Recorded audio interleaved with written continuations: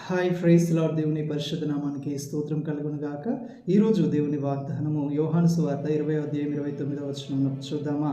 యేసు, నీవు నన్ను చూచి నమ్మితివి, చూడక నమ్మిన వారు ధన్యులని అతనితో చెప్పెను. ఆమేన్. హల్లెలూయా. ప్రియమైన వారలారా, ప్రభువైన యేసుక్రీస్తు పునరుద్ధానం తర్వాత ఆయన శిష్యులందరికీ తను తాను కనపరుచుకున్నాడు. అప్పుడు తోమా అక్కడ లేరు. అయితే ప్రభువైన యేసు మన మధ్యలోకి వచ్చారు. నీవు లేవు, మేము ఆయనను చూసామంటే ఆయన నమ్మలేకపోయాడు, విశ్వసించలేకపోయాడు. ప్రభువైన యేసు పునరుద్ధానుడై తిరిగి లేచాడా, నేను ఆయన చేతి వేళ్లలో ఆ గాయాలలో చేయి ఉంచితే తప్ప నేను నమ్మలేనని చెప్పాడు.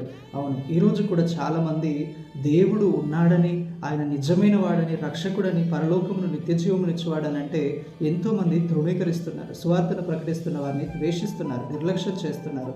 కానీ ప్రభు అయిన యేసు నిజమైన దేవుడు, రక్షకుడు. మనుషులందరినీ వారి పాపముల నుండి, శాపముల నుండి, రెండవ మరణం నుండి తప్పించి నిత్య జీవమునిచ్చేవాడై ఉన్నాడు.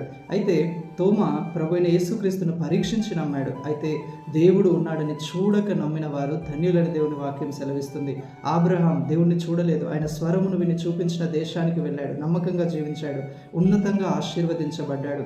అలాగే నీ జీవితంలో దేవుని కార్యములను బట్టి కాక, ఆయన సన్నిధిని బట్టి కాక, ఆయనను నీ హృదయాంతరంగంలో నుండి ప్రేమించి ఆయన ఉన్నాడని, నీ విమోచకుడని, నీ రక్షకుడని నీవు నమ్మి విశ్వసించినప్పుడు నీ జీవితంలో నీవు ధన్యుడుగా ఎంచబడతావు. ప్రభు అట్టి కృప మనందరికీ దయచేయును గాక. ఆమేన్. Praise the Lord. May God bless you all.